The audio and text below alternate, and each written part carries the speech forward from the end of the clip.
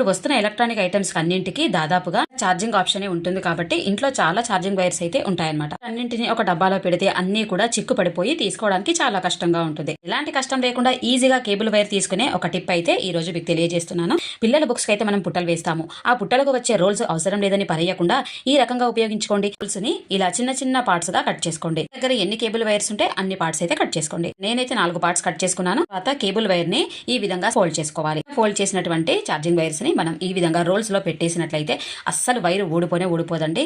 చాలా అంటే చాలా యూస్ఫుల్ గా ఉంటుంది. వాచెస్ కి కూడా ఇలా ఛార్జింగ్ వైర్స్ అనేవి యూస్ చేస్తూ ఉంటాం కదా, అలాంటి వైర్స్ ను కూడా ఈ విధంగా రోల్స్ లో పెట్టి ఆర్గనైజ్ చేసుకోవచ్చు.